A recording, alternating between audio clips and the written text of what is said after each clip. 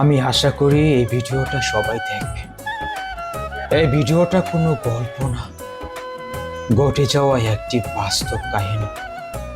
আশা করি এই কথাগুলো শোনার পরে প্রত্যেকটা মানুষের পশম দাঁড়িয়ে যাবে। একজন মা তার সন্তানকে কতটা ভালোবাসে দেখো।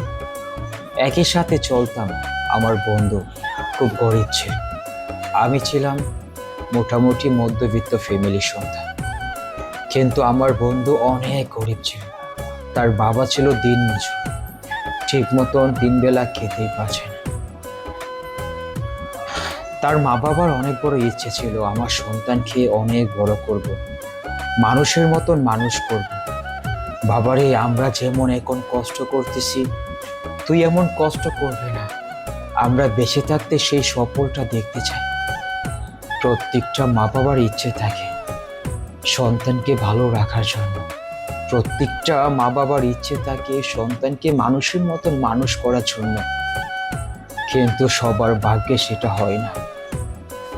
আমার বন্ধুকে তখন জায়গা সম্পত্তি যা ছিল, শুধুমাত্র বাড়ি ভিটা ছিল, সেটা বিক্রি করে সন্তানকে প্রবাসে পাঠা, বিদেশে পাঠা।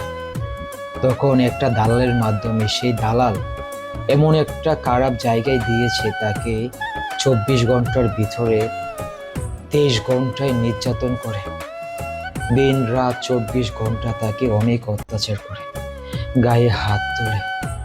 তার মা আমাকে বলে, বাবা আমার সন্তান তো বিদেশে গিয়েছে, একটু দেখতাম, একটু কথা বলতাম বাবা।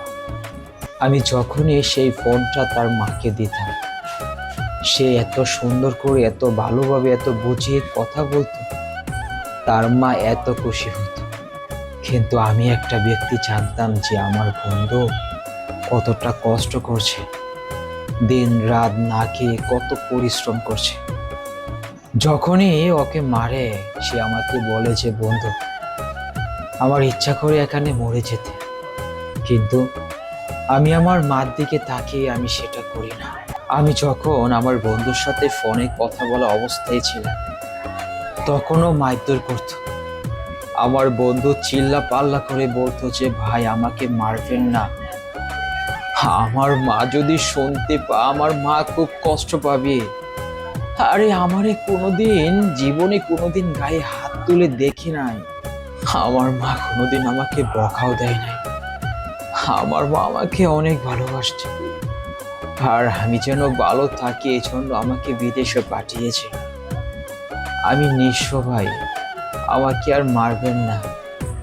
অনেক মারধর করত, কিন্তু একটা কথা কি জানেন, সেটা পরিষ্কার হয়ে গিয়েছে।